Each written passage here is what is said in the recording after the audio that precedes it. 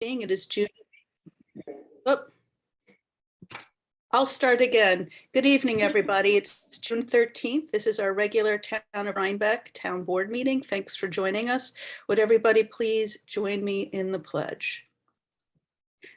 I pledge allegiance to the flag of the United States of America and to the republic for which it stands, one nation, under God, indivisible, indivisible, with with liberty and justice justice for all. for all. Okay, I just have one announcement. First of all, could all visitors please mute yourselves? Ted, David, Suzanne, thank you very much. We are having a soil test and perk test at our park on Thursday, the 15th this week, sometime in the afternoon. So Josh will be there to see how the test is going and what the perk test shows. That will give us more information about what kind of infrastructure we need for the field. Thanks. We are continuing two public hearings from May 9th. One is local law to be determined of 2022 entitled a local law amending the town code, chapter 125 zoning in the matter of revising section 125-47 on solar energy systems. And the second is a local law amending regulations for the Office Research Park ORP zoning district in the town code chapter 125 zoning by adding communications facility and tower use as a special use permit requiring site plan approval and clarifying vehicular access requirement to parcels in the ORP by adding language to that. There's a question from the audience about not being able to hear. Are we broadcast? Yes. Okay, great. I don't know. Where's the question? Ted Rothstein saying he can't hear. Yep, I can hear. Can you hear? Ted, maybe turn up your volume. I don't know. Let me see. I'm not seeing any. Just want to make sure there's no technical. No, we're fine. Okay. First of all, are there any? I'm going to go with the second one first. Are there any?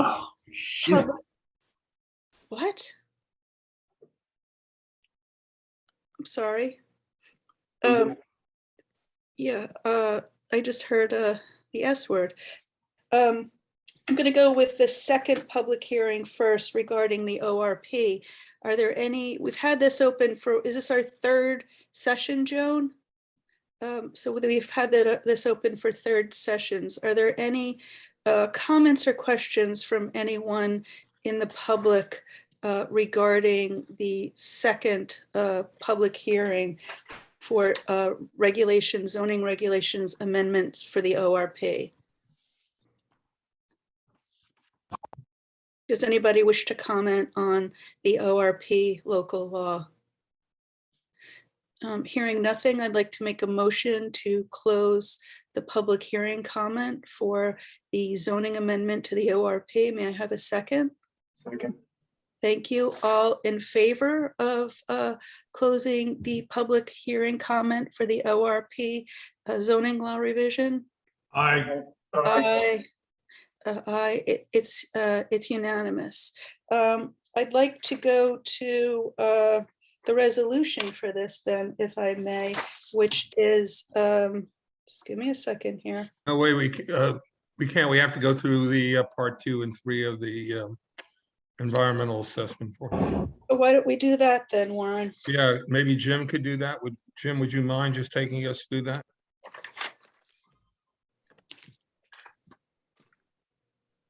Yep, I just have to open the file. Take your time. Yeah, town board members and members of the public, it's behind.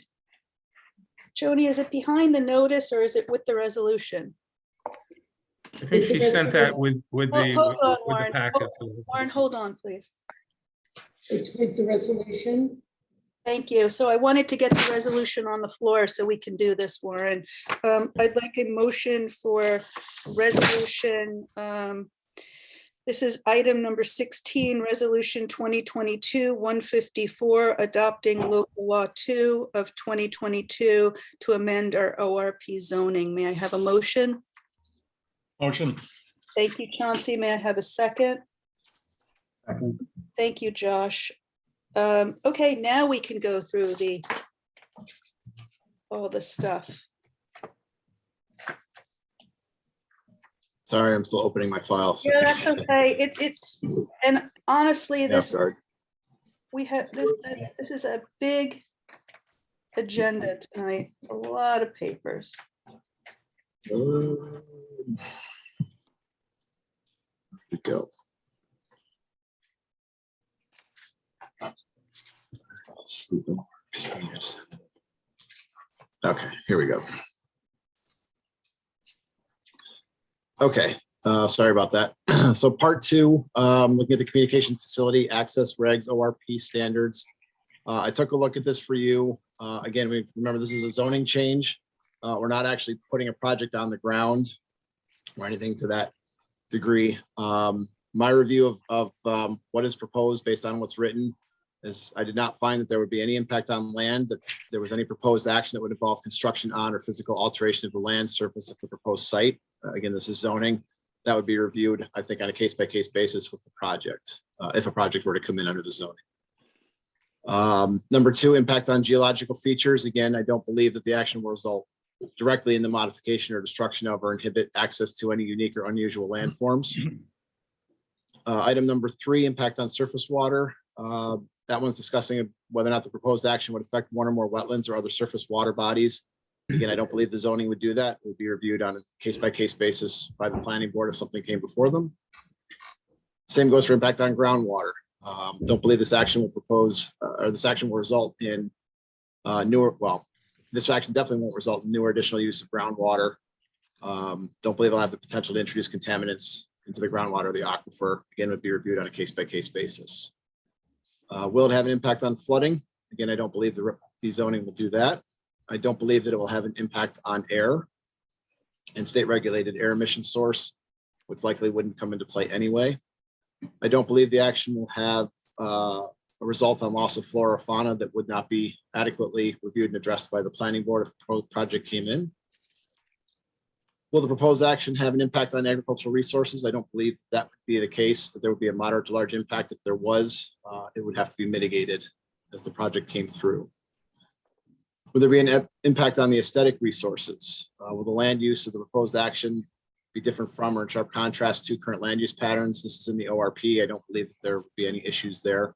Certainly aren't with this as a zoning change. Impact on historic archaeological resources. Again, I don't believe the zoning will create an issue there. Impact on open space and recreation. Would it result in a loss of recreational opportunities or reduction of open space resource in an adopted municipal open space plan? The answer to that is no. Would it have an impact on a critical environmental area? The answer is no. We actually don't have any in town at the moment, officially. Would it have an impact on transportation? Will it result in a change to the existing transportation system? No, I don't believe that would be the case. We are talking about access changes, but they would all be coming from the same site anyway. It's access to a particular site, so I don't believe there would be any changes there, and certainly not from the fact that this is a rezoning. Impact on energy. Will it cause an increase in the use of any form of energy? I don't believe it will. Impact on noise, odor, and light. Will it result in an increase in any of those? I don't believe that that would be the case. It's certainly not, again, from this being a rezoning. Impact on human health. Will it have an impact on human health exposure to new or existing sources of contaminants? I believe the answer is no. And again, zoning wouldn't do that. Consistency with the community plans. Is it consistent with the adopted land use plans? I believe the answer to that is yes, but in the form, the answer is actually no, because we're saying there are no negative impacts. And finally, is it consistent with community character? I believe that it would be consistent. Again, we're looking at the ORP, its access changes, and a cell tower. So those were my recommendations for the part 2. Thank you. Warren, anything else? No, I'm good with that. We already, in the resolution, we've indicated that Did not seem any potential for any significant environmental impacts. So a draft environmental impact statement need not be prepared. Terrific. Hold on, I've got so many papers here. I'm going back and forth. Anything else we have to do? Boxes we have to tick off? Do we have to vote on the impact environmental EAF, or are we just fine to vote? That's all in the resolution. All you have to do is sign the part 3, I think the part 3 of the EAF, and that has to be filed with the environmental notice bulletin. It's in the resolution. Right. Right, the part three was drafted and essentially summarizes what I just ran through. Yeah. Okay, any questions or comments from the town board? Okay, hearing none, we have a motion on the floor. All in favor of adopting resolution 2022-154, local law number 2 for 2022, entitled a local law amending regulations for the office research park ORP zoning district in town code chapter 125, et cetera, et cetera. Need a roll call. Okay, by roll call. Yep. Josh Pulver. That's a yes. Alan Scher. Aye. Ed Roberts, Yes. Chauncey Walker, Aye. and I vote aye as well. It's unanimous. Thank Okay, you. good. Okay, thanks for all your work on that, Jim. I guess now let's go back. We still have a public hearing open on the first local law for solar. Are there any comments from anyone in the public for this? Hi, everybody. I have a comment or a question. Aye. Hi, my name's Emily Flanagan. I'm here with David Albrecht. We are with a community solar project developer company called Carson Power. We are currently looking at a property that is predominantly in the town of Red Hook, but a portion of the project is actually going to be also in the town of Rhinebeck. And so we were hoping to maybe ask a couple of questions of clarification on the proposed draft law. Sure, this is a public hearing, so we're here to listen to comments. Absolutely. Great. So Dave is in charge of all of our civil engineering, so I will let him ask a couple of questions. And we're here to take comments. Okay. Thank you. Okay. Good afternoon, everyone. My name is David Albrecht. I'll be really quick. I know you have a long agenda. The first couple things, and I think watching your May 9th town board meeting video, there was some question about coverage.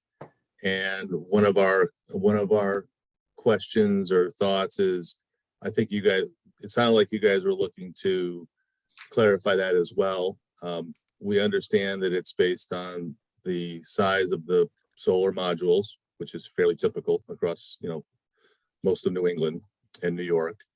The question we have is the area, the percentage that you might be thinking about relative to a parcel.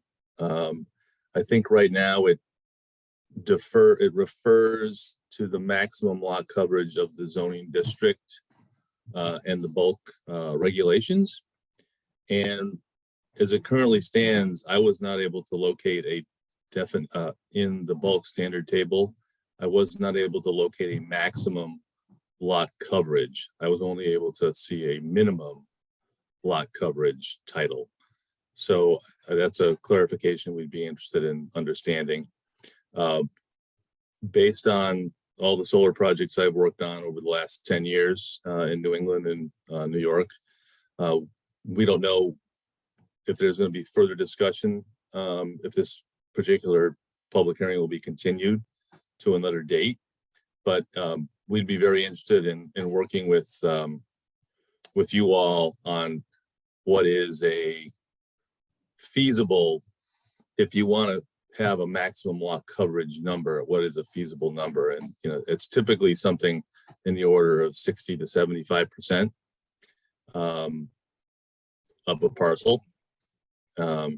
So that's one thought. The second one was the question of the agricultural soils, classes 1 through 4. There is a sentence in the draft law that refers to the community solar installation. And it says, I'll just read it out loud. The location of the community solar installation shall not encroach on ecologically sensitive land or water resources to the maximum extent practicable, comma, nor remove prime agricultural land from potential agricultural production. So as you might already know, much of the agricultural land that solar has been situated on is really due to the fact that landowners are no longer able to profitably farm the land. And we have some thoughts on if there was a possibility, without asking for a variance at some point in time, if a landowner wishes to provide an affidavit to the town, and this would obviously need to be somehow noted in the amended law, that, you know, if there's a reason, let's say excessive wetness or excessive wetlands, rocky terrain, or slopes that are really not, you know, appropriate for ag land, even though it might be ag land classes 1 through 4, or, you know, or so on, that there's a possibility that the reviewing board, which I'm presuming would be the planning board of Rhinebeck, they could waive that provision if the landowner and their engineers could provide some kind of affidavit stating that it can't be profitably employed due to those particular conditions. That was item number 2. And I guess I wrapped up the question about the coverage. I wrapped that up into really the third comment, which was this, you know, up to 75% of the total lot acreage would be covered by solar. And that's pretty much where I'm at. Thank Emily, did you have anything further? Yes, what is your company again? Carson Power, it's spelled C for Charlie, A for Alpha, R for Romeo, S for Sally, O for Oscar, and N for Natalie. Carson Power? Yep. And where is your proposed development that's partially in Rhinebeck? So it's on the Mosher parcel, which is, we've got 37 acres, which is in the town of Red Hook, and about 12 that's going to be in the town of Oh, it's right off Route 9. That is correct, yeah. Yeah, okay, thank you. Anything further? Yes, I would like to say something. Can you hear me? Yes? Yes, okay. I'm going to try and put my comment, there it is, in the chat so you can read it. Okay, Can you see that? Yep.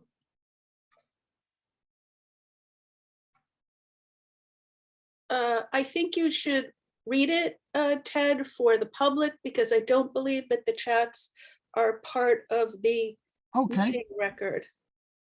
After reviewing the February meeting on the Grassmere project, I was surprised the town is not requesting nor even demanding commercial projects several hundred acres use at least 1 or 2% of their acres for solar energy, typically enough for daytime use in that project, plus another 10% more that would lower electricity costs for Rhinebeck town and even residents. In addition, such projects should be using geothermal energy as much as possible, and it should be required. All advantages, these are all advantages for the town and its residents. Why isn't this part of the town's requirement for large-scale commercial projects? It's a win-win for everyone, but a loss for the town if not part of any large-scale project such as the Grassmere project. Or maybe this is already in there, but just not mentioned and I didn't see it. Rhinebeck should be the leader in this. Thank you. Any other questions, comments, sorry. Hi, Chairman, this is Dave Albrecht again. Hold on, Dave, you've spoken already. I want to see who else wants to speak. Okay, I just had one question if there's time. Is there anybody else who wishes to comment on this? Alan, now's your time. No, you're on mute, though. You should probably unmute yourself. Yeah, I'll start off with my question, which is the NYSERDA recommendations for solar farms and so forth seem to be recommending that the ground coverage of a solar array be computed by only considering the poles that are holding up the array rather than the whole size of the array. And I was wondering which of the definitions of the size of the array we were going to use for this law, whether it be the actual footprint on the ground, or would it be the area covered by all the panels? So if it's one of those 6-inch diameter poles, that would be all of Rhinebeck, wouldn't it? Yeah. So I think it's the area of the array essentially, right? Didn't we already pass a law for this the last time that defined what coverage was? I think it's still up in the air. The thing is, with the gentleman that mentioned the maximum and minimum size coverage, we're correcting a typo because those numbers are actually maximum, not minimum. And so that says in 100 acres, you could cover 20 or 25 acres, depending on the zoning area. But we're pinned at a max of 36,000 square feet, correct? No, that's the old, that's the old law. Well, I was looking at the one this morning. Okay. 36,000 square feet, 5 megawatts to 10 megawatts is the minimum viable solar farm that has to connect to the grid. Right. And 5 megawatts, you're looking at 25 acres, which is 100,000 square feet. So right now the law is max what coverage, like in what, if you've got a 100-acre in what? Well, if you're in R20, I think it's 25% or 20%. Can you help me there, Jim? Yeah, so there are different coverages depending on the zoning district that you're in. I actually did go through and do a calculation looking at each of the districts, right? As kind of as it stands now. And so under the current code, we currently permit for the large scale solar 36,000 square feet of solar module surface area. And what's written in the code that is proposed right now is that would go to the lot coverage. So I went through and calculated it, assuming the minimum acreage size, for each of the zoning districts. And I can run through it really quickly for you. The HP 20 has a 20-acre minimum lot and 20% coverage. So the solar module surface area maximum on that would be 174,240 square feet. That's in the HP 20. How many acres is that? It's about 4 acres. Oh, 17,000? 174,240 square feet. Yeah, 4 acres. It's like 4 acres. An acre is just over 4. I know what an acre is. I thought he said 17, sorry. And so, I can run through the numbers really quick. So the HP 20, we're looking at about 4 acres of land that could be solar module surface area out of the 20. The RA 10 has a 20% lot coverage, a 10-acre minimum. We'd be looking at 2 acres out of the 10 or 87,000 square feet. And the RC 5 and the RL 5, those are both 5-acre lots zoning with a 25% lot coverage. Those would be just shy of 55,000 square feet or 1.25 acres of solar coverage. In the BP, it's a 3-acre lot minimum, estimated. I guess it kind of varies, but that one has an 80% lot coverage. So on the 3 acres, you'd be able to do 2.4 acres worth of solar or almost 105,000 square feet of solar panel. The Gateway North is a 55% lot coverage, but it's a 1-acre minimum. So if someone came in on 1 acre, they could do 24,000 square feet of solar. In the ORP, it's 65% lot coverage with a 6-acre minimum. So you could do on 6 acres, 3.9 acres of solar or just shy of 170,000 square feet of solar panel area. And the other districts, it kind of depends on several criteria. So it wasn't an easy calculation. The only other one that I did do was the mining overlay, which requires a 10-acre lot minimum. The mining overlays are in the RC5, so it's a 25% lot coverage. So in theory, in the mining overlay, you could do just shy of 109,000 acres of solar, or 2.5 acres on a 10-acre lot. So May I assuming my ask a math is question, right, please? assuming my math is right, those are the numbers we're coming up with. Question. How would we calculate the area of the array? Is it the perimeter of all the panels together? Or is it the area of the individual panels so as not to include in the area of the array the spaces between the panels? Or is it the poles? No, As that's it's Not the poles. not the That's pole. crazy. But also, Not if the crazy, panels but are set at an what angle, NYSERDA recommended. I know. I Which know is you crazy. told So us, it's but I not don't buy crazy. it. Okay, right, but if the panels are at an angle, is it from above? Because if they're at an angle, they're a lesser square footage. Is it the shadow? There's a lot of nuances to this. the way the code is written is it's a solar module surface area. So Chauncey, it'd be the surface area of the essentially the impervious, structure. So the panels themselves. So Yeah. the spaces between the panels would not be included. No, and it isn't included in any of the, Okay, any of our Okay. coverages that we do. Right? okay, But good. if the Next name panel's is- tilted, it hold doesn't, on, one at a time, please, one at a time. if the panel's tilted, it doesn't change the square footage. Correct, it's the square footage of the panel itself. So it's a built-in bonus to tilting. And that's from the code right now. Remember, Okay.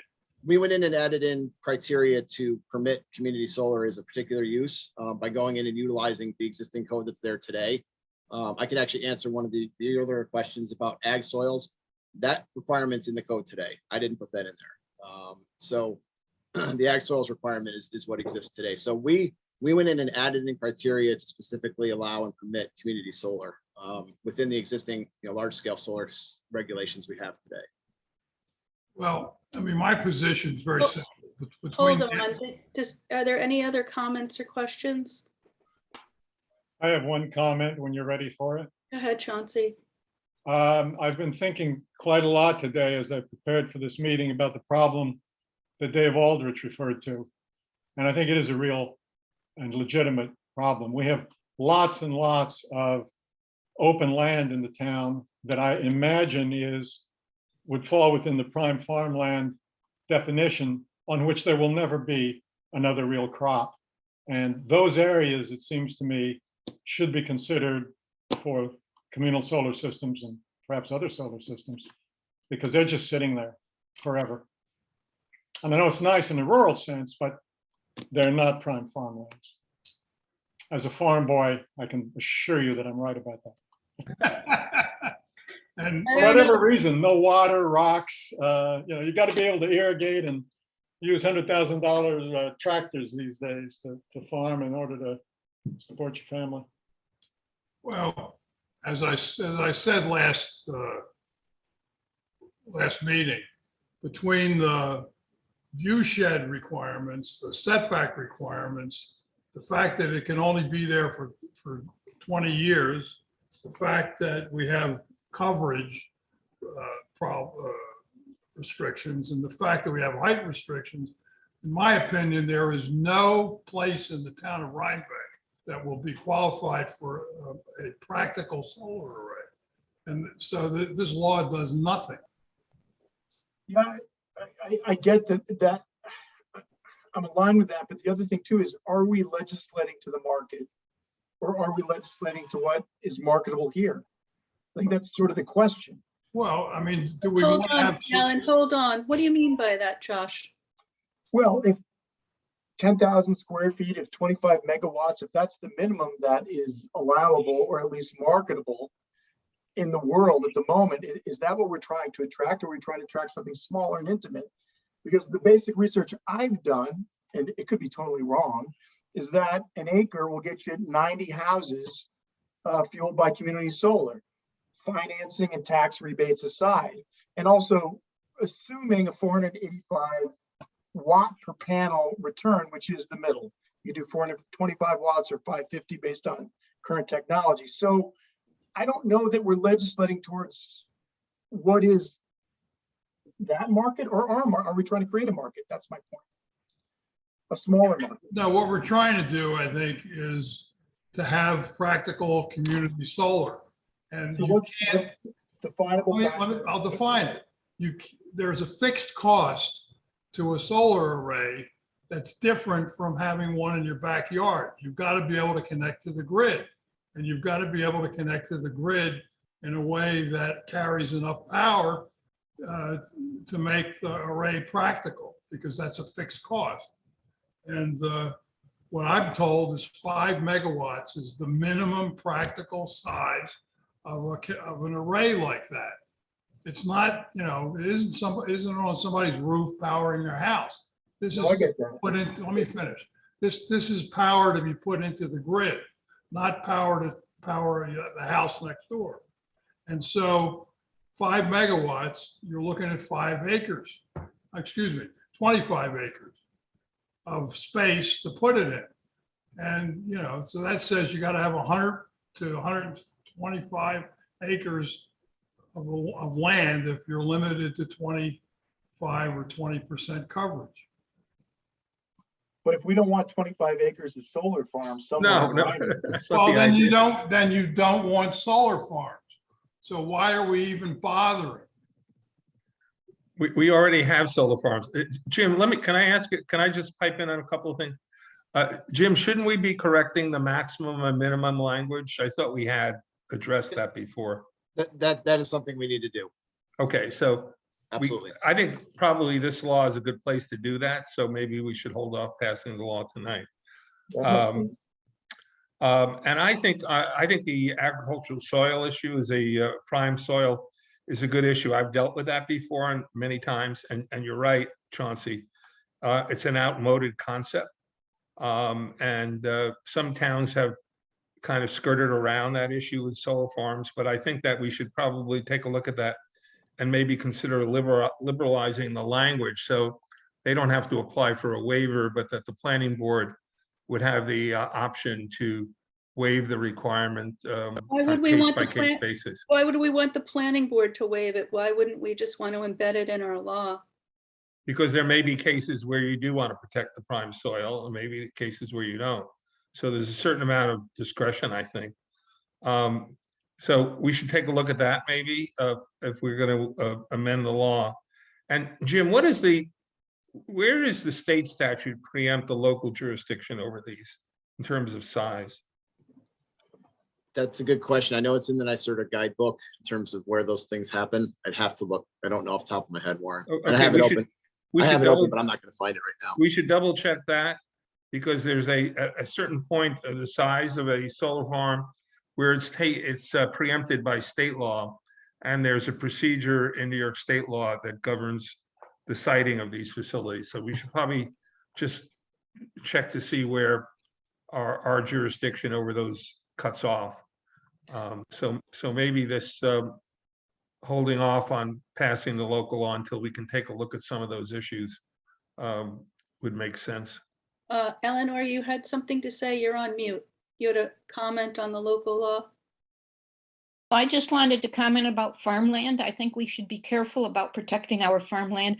I know it sounds silly now, but I can tell you that in the future, if we build on farmland, we will regret it because there are already so many issues with water out in the West that I think that farming is going to have to migrate east, or we're going to have to depend on imports, and depending on imports is not good, as you can see with what's happening with everything that we import and inflation. So anything we can do to protect farmland, I think we should be very careful about it.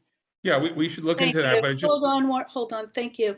yeah, we had let me two- just comment on that. No, So- let me just say something. We have 2 comments too. One from David that says that a 5 megawatt solar array would provide power for approximately 12 to 1,300 homes. I think we have about 1,600 homes in the town of Rhinebeck outside the village. Yeah, The those are second- big facilities. That's not huge. right. What? The Solar Energy Industry Association says 164 homes per megawatt. So I'm just reading you the comment. that I David- understand the comment's not accurate. Okay. This is a public hearing, so let's not get into a debate. I'm trying to make sure everybody's heard. As I said before, things on the chat are not public records, so I'm trying to read them in. Emily said for a community solar project, 8 acres of lot coverage is required regardless of the size of the lot. Yeah, let me point out one other thing about the farmland. When you put a solar array on a piece of property, you're not permanently taking the prime soils out of agricultural production, because so much of the prime soils, most of the prime soils are unaffected by the arrays, except for the poles that are put in there. And in addition, if an application came in that didn't meet our requirements in our code for special permitting of these facilities, an area variance could be applied for, which is a much lesser standard than a use variance. So Oh, and don't forget the fact that these all have to have a removal plan after 20 years. So in effect, every array is temporary. no, I'm not sure that, are you saying that it has to be removed after 20 years? Well, it's our option. No, I think if it becomes dysfunctional and it's not being used, there's a time period that they have to remove it, but Yeah, they but- could last for 40 years. Right, but the efficiency arguably in 20 years makes them functionally obsolete, I think is the general thinking. Yeah. Mm. But yeah, by the time, in 20 years, I guarantee you, we'll have a different way to generate energy. All right, You're probably correct on I'm that. gonna wrap Make a this motion to up. hold. We are obviously not ready to pass this law. We've heard these public comments. Are there any other public comments? I think we have to go back to the drawing board and look at this again. Warren, Jim, is that your feeling? Yeah, I think Jim and I should talk about it a little bit more, some of these issues, and see if we can address them. Should I close the public hearing and? we'll No, re- let's keep it open just in case there are things that we, Thanks, Ted. That's I'm fine with that. That's good. Is Chairman, this is Dave Albrecht. Can I, I'm sorry, I'm supervisor, not chairman. oh, Supervisor, I'm sorry. That's okay. Can I, it sounds like you guys are going to continue the hearing. Is it advisable for Carson Power to submit any comments in writing Sure, yeah. with that, to sort of, sort of wrap up what you've heard Yes, from you us? can send it to the town board and the town clerk.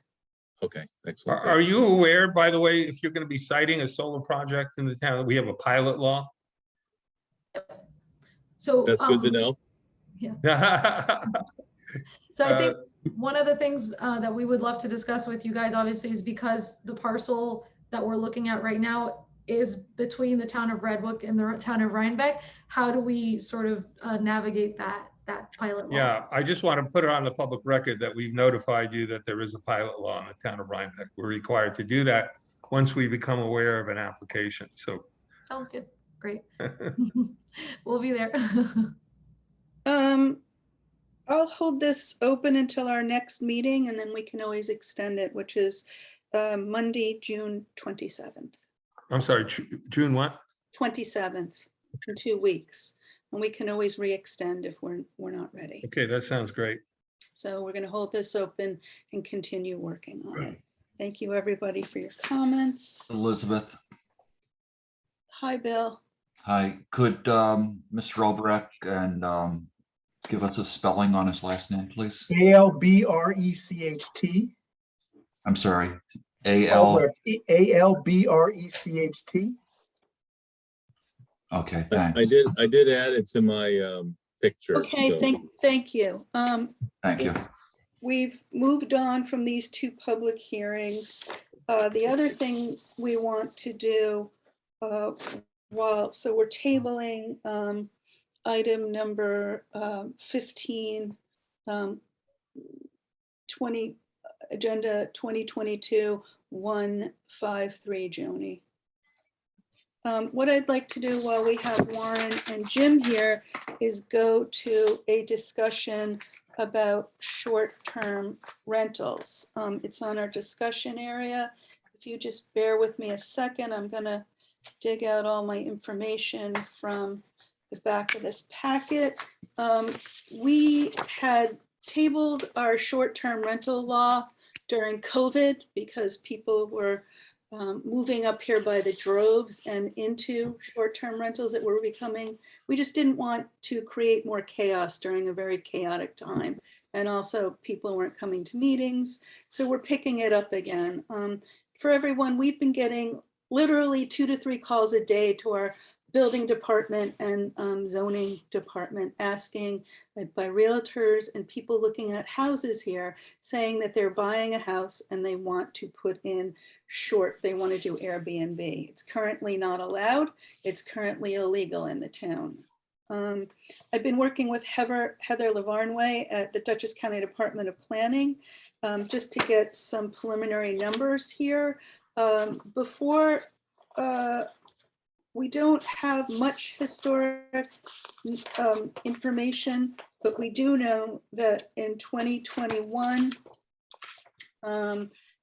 first quarter of Rhinebeck had 77 short-term rentals, second quarter was 72, third quarter was 77, fourth quarter was 67, and the first quarter of 2022 is 66. This is from,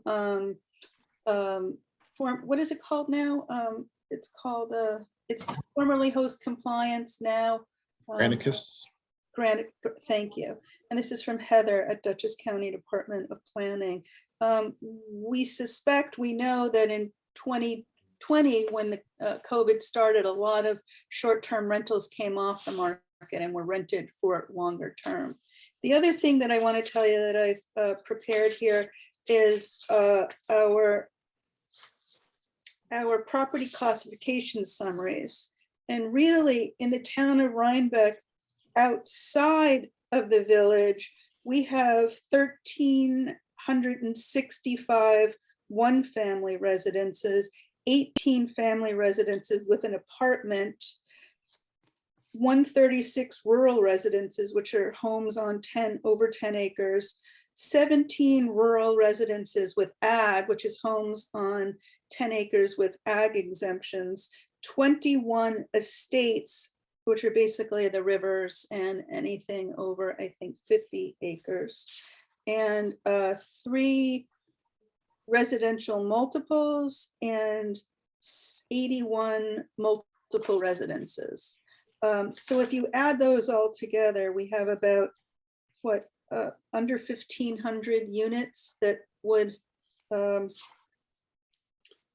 qualify to be used as short-term rentals. So we can see that during COVID, as numbers have decreased, at least 6% of our housing stock is a short-term rental. That's the rough data that we have.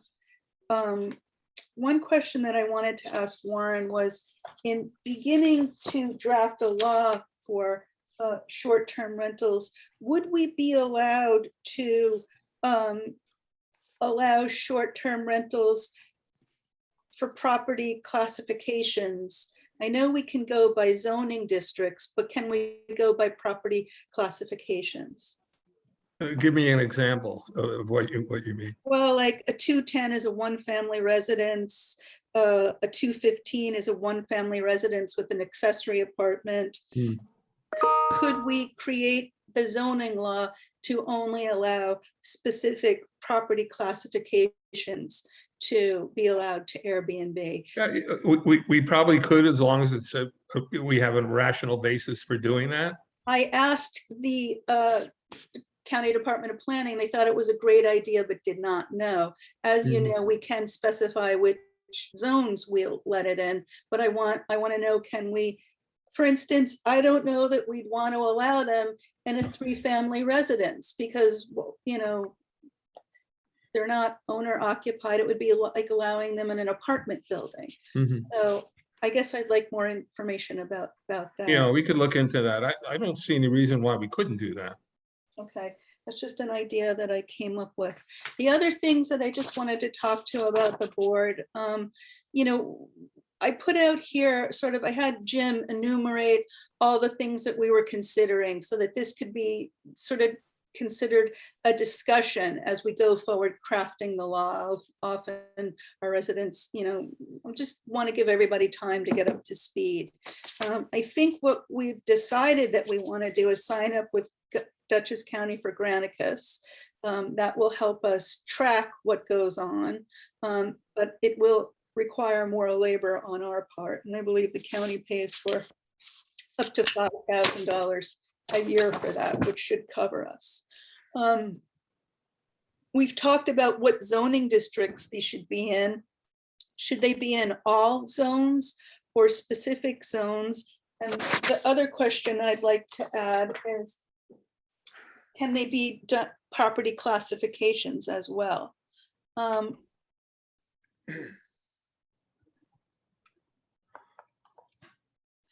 I just posed the question, Rhinebeck is a historic hamlet overlay. Should short-term rentals be allowed there even though there's no zoning by right and everything has to be done by special use permit? Or should any short-term rentals in the historic hamlet be consistent with their zoning and have to go through the planning board? I also want you to consider whether or not we should allow short-term rentals in neighborhood overlays. Part of the complaints that we've gotten are people living next to roving bands of renters. So it's a commercial use of a residential neighborhood. And the other concern is sort of protecting our housing stock. Do you guys have any thoughts on any of this so far? Districts or property classifications? Not off the top of my head. I'd have to look at it. If you could send me a list I'm asking. of your concerns, we could look at it and discuss it, but I That's, don't have. that's on our, this is on our agenda and I'm sort of polling the board about it right Oh, now. I thought you were asking me. I'm sorry. Okay. No, that's okay. I'm asking the board before you start crafting it. Like, what do you guys think? Are you up for considering property classifications as a criteria, as well as zoning districts? Well, the way I feel about it is, although we've had a lot of meetings and a lot of discussions, I feel sort of after this long enforced delay that we're sort of working on a clean slate. Okay, so moving forward, I'll continue with number one, that we would sign up with the county for Granicus. And Yeah. number two, that we'll consider short-term rentals per districts and property classifications, that it's all open for discussion. Yeah. Okay, number three is hosted or unhosted. Which way are you guys leaning towards this? Hosted. Okay, Josh? I agree with Ed, but there has to be some circumstance where the property manager, someone local, where someone's not in town for 3 months, it's their legal residence that they can still, there has to be a side to that. Chance? I don't know. Okay, Alan? I think hosted. I'm leaning towards hosted as well, but we have to, there's, number four actually should have come first. I think where we were before is that we were only going to allow people whose domicile, primary home, no Yes. second homes, no out-of-towners, no owning 3 or 4 homes to rent out. You can only rent out a short-term rental if it's your primary, if it's your domicile, your legal and true address. Which kind of trumps the hosted, unhosted if we say yes to that. Well, correct? no, it doesn't, because there are, as I just read by the property classifications, there are single family houses with apartments and accessory dwellings. So if you have, your domicile has an accessory dwelling, you could rent it out. You would have to be there, but you could rent it out. Yeah. Alan? Yeah, I agree. I think that's a reasonable approach.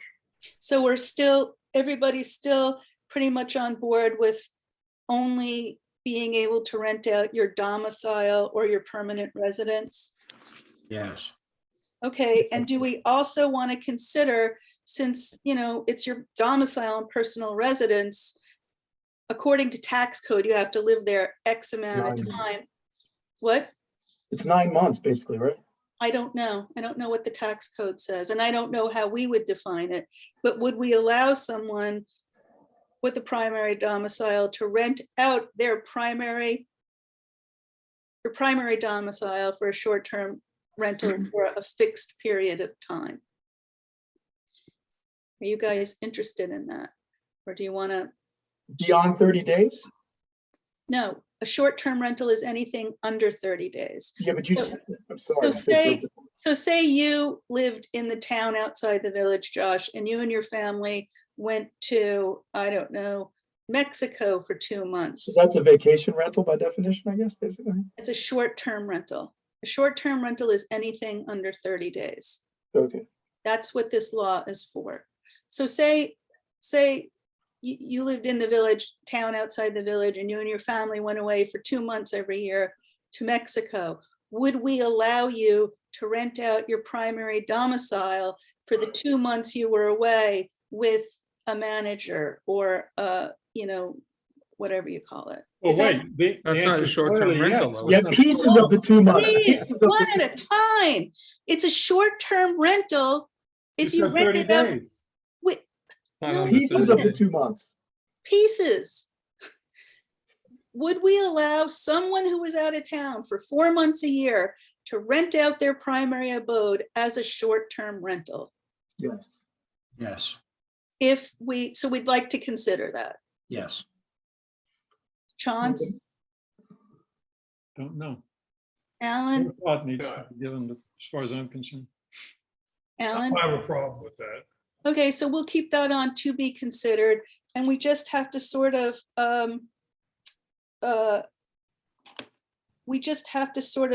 like, how long? 4 months or, you know, what does tax code say? How long do you have to live in if you have a house in Florida and a house in New York, how long do you have to live in your house in Florida to be a Florida resident? And I think it's the majority of the year. That's been my impression too, Alan. So it's 6 months plus 1 day. Yeah. do we want to be more stringent than that? Do we want to limit it, et cetera? Let's think about that. Also, do we want to consider limiting the number of STRs through a lottery or any other kind of method? That to me seems way too complicated, but that's just me. I agree. I don't like the lottery idea. Ed, No, I don't like it. okay, Yeah, let's I strike it agree. out. Okay, Let's take no it out. lottery. This is tricky. Can we allow for pre-existing short-term rentals? They're not currently legal, so I don't know how we could allow for pre-existing. I mean, I think it's moot because we're looking at only if it's your domicile, correct? Right. Are we of the mind that we're going to not allow, say Jim and I own another house in Rhinebeck, not our primary abode, and we rent it out as a short-term rental. Are we not going to allow that anymore? I hope you've already sold it, given the real estate market, but Sorry? I'm making a terrible joke. Okay, well, let's just stick, I don't want to be here. Yeah, it's not a terrible joke, but you know, people have bought houses here and they're using them as businesses. It's not allowed. Do we want to continue to allow that? No, I have no sympathy for people in that situation. I'm against grandfathering. You don't secure a right by breaking the law. Okay, But not in my opinion, anyway. and we're not going to consider letting people rent out homes that aren't their primary. That's a different question to me, but. and We I'm- still have that question open. So Yeah. you are not in favor of allowing illegal pre-existing conditions? No, I'm not in favor of doing that. No grandfathering from, Okay, Ed, as far as I'm concerned. Either, no. Josh? I'm with Yeah, you. I'm not gonna argue with that. Okay, so that's getting struck out. No, that's a big no. And I guess we have to consider how we're rolling out regulations. We made it like a 6-month phase-in period or something, TBD. Yeah.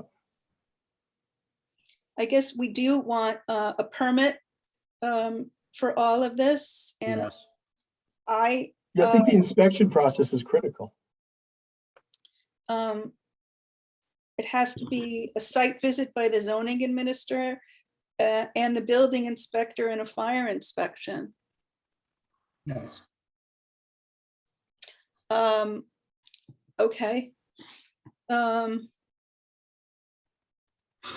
what if somebody has a domicile and they own the house next door that's on another parcel? Are we going to allow them to rent that out as a short-term rental?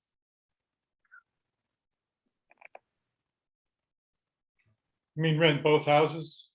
No. No, If you live at 5 Smith Street and that's your primary domicile, but you owe 3 Smith Street and it's not your primary domicile, but it's right next door, I guess we've already said no. We've said only primary domiciles. right, that's a no. All right. Can we think about providing more flexibility to encourage short-term rentals on farms for agritourism? And like, just say if it's a farm over a certain amount of acreage, you can rent it out for a short-term rental. What does that mean, though? Well, maybe some people have a farm and it's not their primary domicile. They live off-site and there's a little farm cottage on it. Would we, and it's over X amount of acres, whatever we decide, would we allow them to rent it out for a short-term rental if it's an active farm over? Is that something you would like to consider? Doesn't it kind of get into the question of, is it a house in there? Like, if they put up a tent, we can rent it out there, and put up a barn, you can rent, I mean, I don't know, we're getting into the weeds a little Getting bit. into but- the weeds. I'm just saying, is there something we can consider to promote agritourism? The agritourism component just has a slightly different connotation, a little bit more of a commercial component, I think, than say a strictly single family residential. That's the reason we brought it up. Thanks, Jim. I'd like to continue considering that if you guys do. Okay. I think it's important to have some flexibility for that. Also, you know, we still talk about wedding and event venues. That's one of the biggest economical driving forces in the area. We haven't done that yet. As a part of this, we have to do that or separately. 12, we've run into this. Do we want to consider, there are many neighborhoods that have deed restrictions, and you know that the town can enforce deed restrictions. We had a very contentious short-term rental in a housing in a neighborhood that had deed restrictions. Is there any way do we want to consider creating an overlay for neighborhoods with deed restrictions and not allowing short-term rentals there, if that's possible? I am almost violently opposed to playing cop here and enforcing deed restrictions. We have a law, people have to deal with that. They have separate deed restrictions, they have to deal with that. I don't think we should mix them. Okay, Josh, I mean, how can I argue with that? Ed, I agree with Ed Chauncey. the lock, okay. I agree moving- with Chauncey. 4, done. Okay, and just a couple of more. We always said, I don't know, have a maximum of 3 bedrooms with 2 occupants per bedroom, at least 1 bedroom in the domicile to be retained. But that gets into the building code thing too, like the septic system's only big enough to accept so much stuff. I mean, Okay, we also have to hammer out what fees would be, what violations would be. In Red Hook, they made it punishable by jail time. Wow. Punishable Well, by I mean, death. that if you break the law enough, you go to jail. I'll take that on my permanent record. I broke the Airbnb law. Warren, you have anything to say about this? I mean, we have some buy-in on a direction. Can we, I guess we'll work with Jim to hone in a little bit and keep floating it out for public discussions. Yeah, I think you're chewing off a lot here. It's going to take a while to create a zoning law of this magnitude covering so many areas. I'm always in favor of the simpler, the better, but I think it's a complex issue. We've seen what the village has done. Red Hook has done it. Mylan has done it. I think we can do it too. okay, I'd like to take a look, see what they've done and how successful they are. They're all on E-code. I mean, the Okay, village is down to 5 short-term rentals, I think. yeah. Wow. Mhm.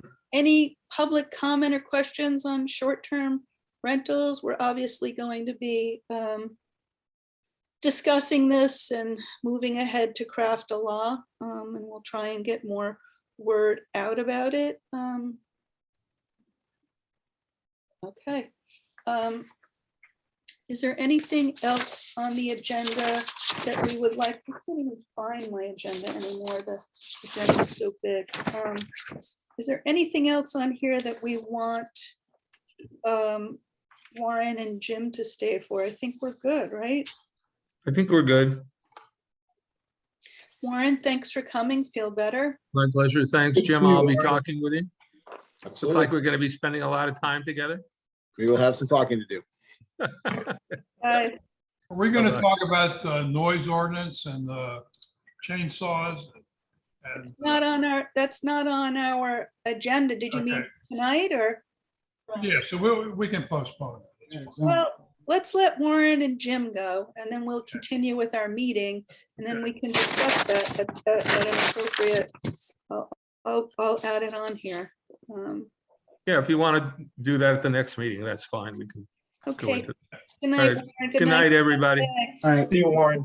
Good night, Warren. Jim. Okay, we have a certiorari settlement for Alan Share. Alan, I think you should, I am recusing myself. yeah, you probably should leave, just blank out for a little while, mute yourself. And you're supposed to leave the room, but yeah, there you go. I need a motion for, we're back to our regular meeting order, everybody. 2022-139 settlement of tax certiorari issue per share. May I have a motion? Motion. May I have a second? Second. Chauncey? Yes. Are there any discussions or any questions? All in favor? Aye. Aye. Any opposed? So moved. All right, somebody tell Alan he can come back. How do we do that? Do that. Text him, He text can him. listen, he can listen and not be here. Text him. Text him. Yeah, Do come we back. call him? I got Oh, him. whatever, let's just I'll move be on. back. Ed- There he is. Oh, there he is. Welcome Ed. back, Alan. I didn't get a chance. Item number 2, 2022-140 for the revisions of the concession stand agreement. May I have a motion?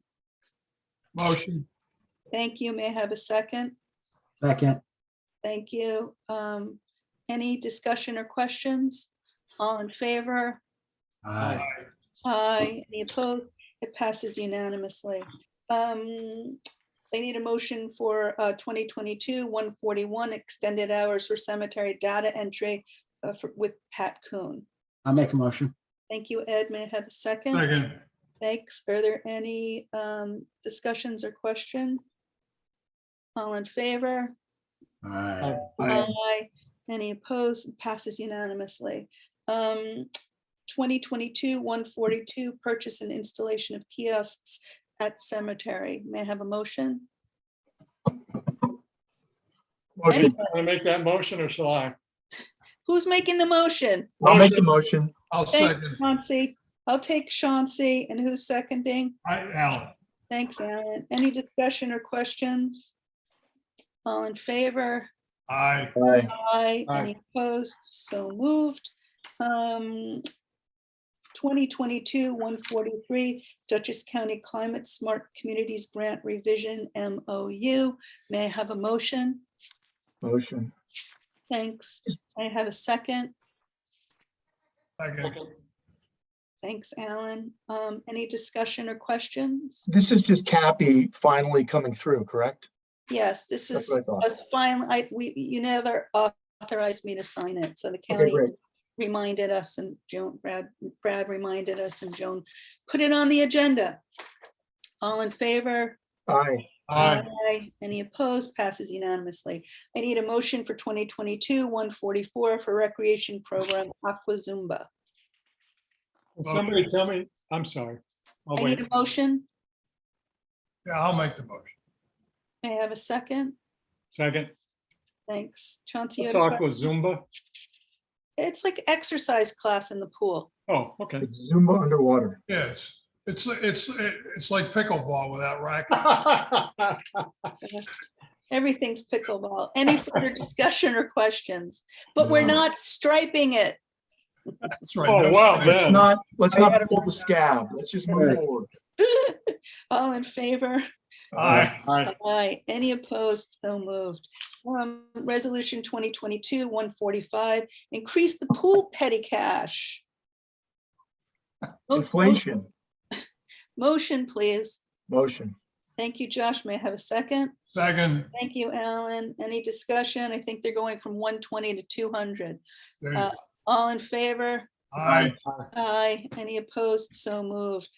Establish camp petty cash. May I have a motion? Item, sorry, 2022-146. Motion, please. Motion, Thank you, Alan. Second. Second. Thanks, Chauncey. Any discussion or questions? All in favor? aye. Any against? Passes unanimously. Thank you. Need a motion for item 2022-147, private swim instruction at town pool. Motion, Thank you. May I have a second? Second, Thanks, Josh. Any discussion or questions? All in favor? aye. Aye. Aye. Any against? It passes unanimously. Elizabeth, did we skip anything out of order? I don't think so. How about resolution 142? Am I wrong or right? We voted on that. The kiosks, yes. No. Chauncey motioned it, Alan seconded it. We approved it. On the kiosk? I'm sorry. That's Yeah. okay. Oh, okay. I thought I had just 3 done. Okay, 3 and 4. we want the kiosks. We got the kiosks. We're getting the kiosks. The kiosks looks great, Suzanne. Thanks for the backup on the kiosks. Yes. Just, we went so quickly, Ed, after Yeah, I the, know. It was like, 2022-148 recreation hire amendment. May I have an emotion? Motion, Thank you. May I have a second? Second. Second, Thanks, Chauncey. Any discussion or question? Just a quick comment. Item 10 on the agenda indicates it's an amendment. It isn't. It's just a new set of new hires. Okay. Noted. Joan, you got that? Yes, it's actually backwards. The next one is an amendment.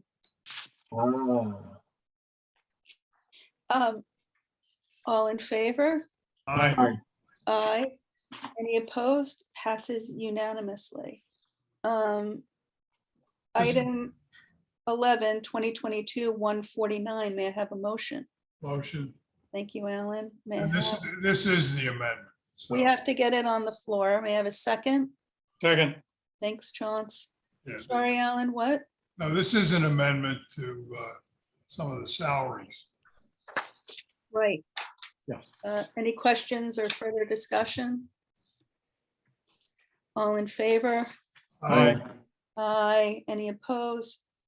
Passes unanimously. I need a motion for 2022-150 employee pool passes. Motion, Thank you. May I have a second? second, Thank you. Any questions or comments? All in favor? aye. Aye. Aye. Any opposed? Passes unanimously. Item 13, 2022-151, expenses for recreation training and certificate. May I have a motion? Motion, Thank you. May I have a second? I'll take Sean. second. yeah.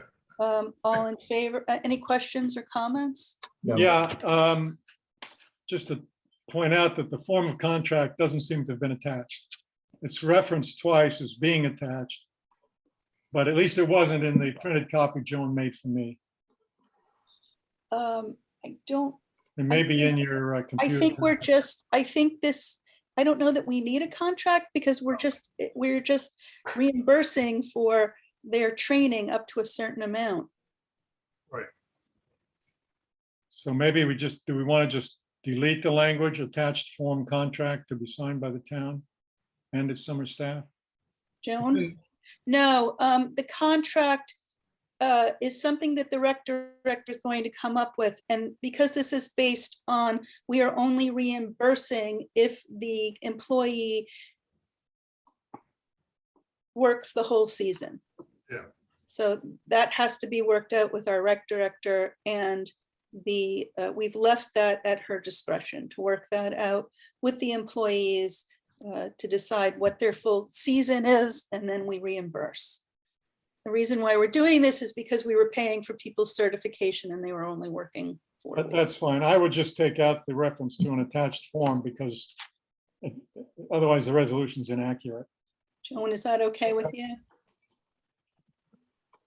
Yeah. Joan? Fine with me.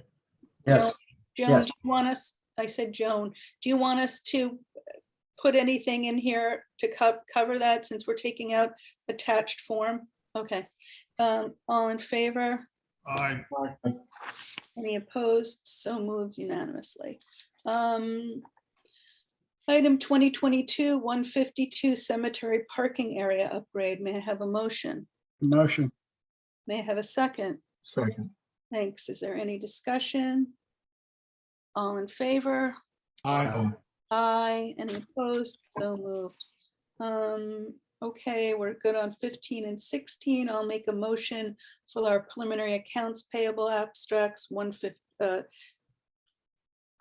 I'm sorry, did I say 2022-155? I will make a motion. 155. Yeah, 155 for our accounts payable abstracts. May I have a second? Second. Thanks, Josh. Are there any questions or comments?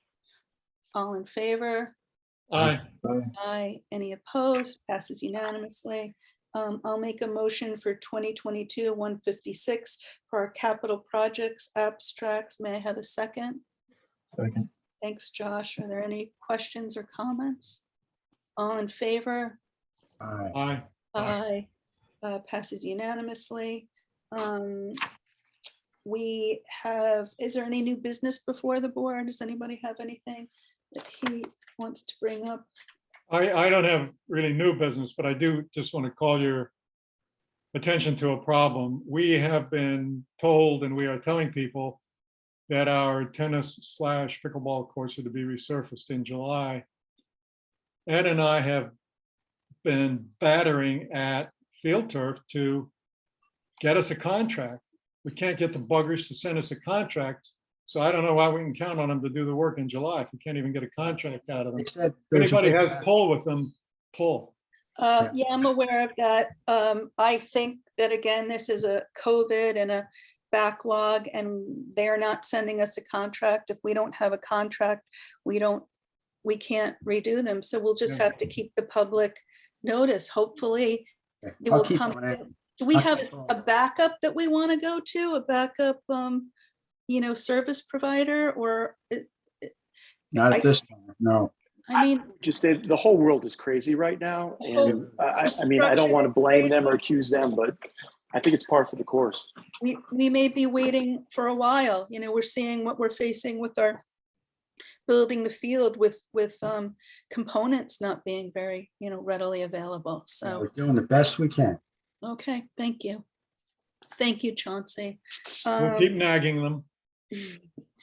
Um, Your turn, Ed, or mine? I think it's mine. Okay. CAB, we're thinking about changing the CAB from a board of 9 to 5 because we do not have anybody stepping forward to serve on it. We currently have 3 members now. And Josh, can you take over for a minute? Absolutely. I'm just going to So- excuse myself. Yeah, absolutely. So the community, the Conservation Advisory Board is a very important part of our organization. They review things with the planning board and they are the shepherds of the new NRI, but it's hard to find people to staff it. So for the public, if there's anyone that's interested in serving on the CAB, we welcome your contribution. yeah, absolutely. Is there anything else? Ed, you are the liaison, aren't you? I know, I've had the same problem for 6 years now, and it's never been alleviating at all because it's continually hard to get people who want to do any kind of, there's a lot of site visits they think they have to perform with the planning board, and you can't get the people out to do it because usually they take place during the middle of the day or something. So you might have 3 different sites to go to and only one person can make it. Right. It's And it's a labor intensive thing. You also have to have a Yeah. good working knowledge of zoning and yeah, that's some it. understanding of how to read plans and Yep. lots of stuff. So it's an important thing. Right, because they work hand in hand with the planning board, so it isn't. Yeah. I wanted to add something. I don't know if you're done or you want to continue, Josh. No, I think that's about all I have to say about the CAB. There's a very preliminary discussion going on between HPAC and the CAB to see if HPAC and the CAB can, Right. whatever the legal parameters are, combined. I know that the CAB is a statutory board and HPAC is a committee. There are people on HPAC who are not electors of Rhinebeck, and you have to be an a resident. You have residential requirements to be on a statutory board. So there's interest from some of the HPAC members to possibly serve on the CAB if they could work in conjunction. So that will be continued. There's a possibility there. But in light of that maybe not happening, are you guys in favor of reducing the number of CAB members? I am. Are you, Josh? I've got 2 opinions of that, because not having enough people do the work means you need more people in the pool than only 5. That's so I'm. Ed, we don't have anyone. So we have a dysfunctioning board that I believe me, I know. at least they'd have a quorum. So Yeah, Yes. sounds I like. mean, and we can change this by a resolution of the board. So We don't have to stop looking for a 6th and 7th member. No, we don't. No. No, that's a nice part. Yep. okay. The only other thing is ARPA funds. That's just a standing thing on there. We've received 3 suggestions of how to spend the money from 3 village residents, and we're still open for suggestions. We'll take your suggestions in a meeting or written. And the only other thing is the noise issue. I know that I made a subcommittee of Ed and Alan, and what's Rudy's last name? McIntyre. And I know Rudy wants to work with you guys and Jim on that, so Yeah. hopefully you'll keep working on that. Yeah, we will. Okay. Here's the noise level. Right now? Yeah. Wow. Erica shot it up just now. It's an app for the iPhone from the NIOSH, which is the government Yeah. agency for occupational, whatever, safety and health. OSHA? No, NIOSH. Niosh. All right. NIOSH. All right. Well, you're going to work on that. I don't know that I favor noise monitoring as part of this. I think I might rather favor hours and, types. Well, we already have a noise ordinance, if you let me, that specifies maximum noise levels allowable for different things. And what I'm saying is I don't support it because we've never had success, nor does any other community have success in supporting it, because we don't have the 24/7, 365 labor to go out and take noise readings and write tickets. Well, but the law today basically says if a citizen complains, then you go out. And what I'm saying is we don't have the labor to do that. And we often can't catch people when they're doing it. So I favor a law that just says you can use these machines during these hours for this duration and these types of machines. That's just my point of view. Okay. I've been thinking You're along entitled to be wrong. That's okay.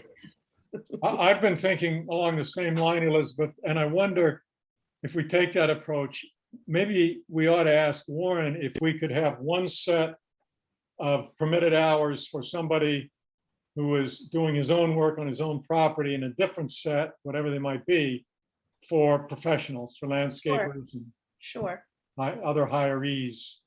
sure. It might be a way to approach it. Yeah, but who's going to enforce that? Ah, Our code zoning enforcement. enforcement officer. Yeah, but I mean, you just All right, walk listen, over one of there's a- these and you're done. No, all right. Well, you have a subcommittee. You have, just work on it and come to us with something Okay, that's I will. viable. Yeah. Is there any public comment on any non-agenda items? I would like a motion to go into executive session to discuss the engagement of a specific town committee board member. So move. Second, we'll be back in a moment. Can we have the panic room or the executive session room? Okay. We'll be back if we go. How do we get there? We wait for Sarah's got to create the room. something to come up for us to click on. All right, give her a minute.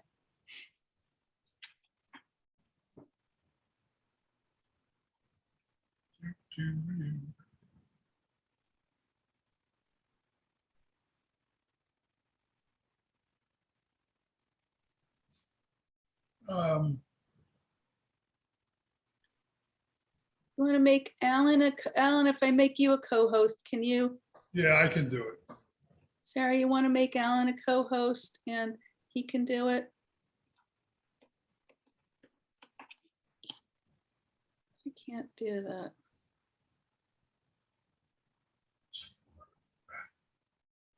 Oops, there we go.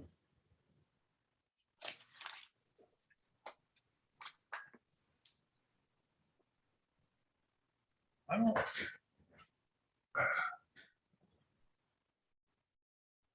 I still don't see. Wait, am I a host? Yeah, I don't see it either. No, I'm Joan- not a host yet. I So, know Joan's gone over to help it. We're okay. we're All technically. right, take your time. It's all good. All right. We'll be patient.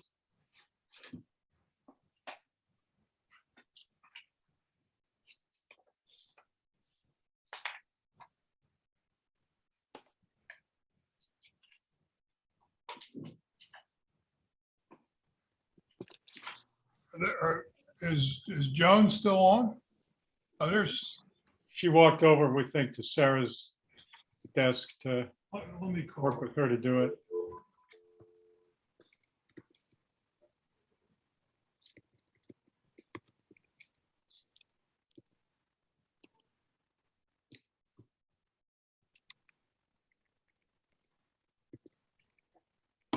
Okay, all you got to do is, oh, good.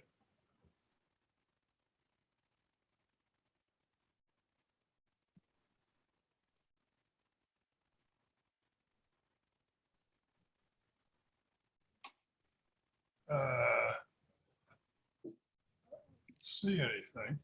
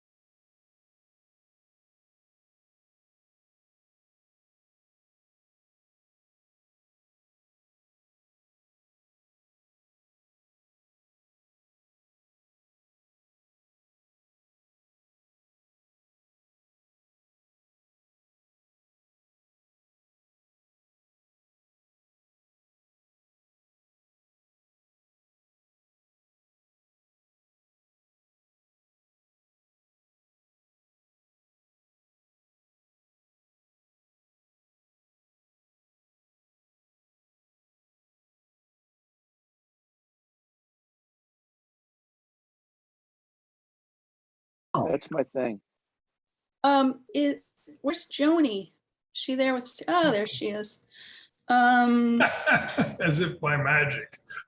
okay, well, we're back from executive session. I'd like a motion to add Chad Kleisch, KLEITSCH, to our Citizens Comp Plan and Environmental Review Committee. I'll make a motion. I think I just made a motion. Just that you want one. Yeah, you want to second it? Yeah, I do. Joan, I don't have the exact name of the committee, but okay, all in favor of adding Chad to the committee? Aye. Aye. Aye. Aye. Passes unanimously.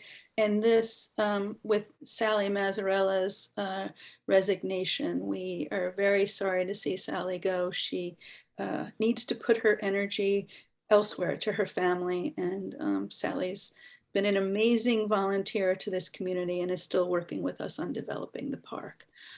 So welcome, Chad, and thank you, Sally.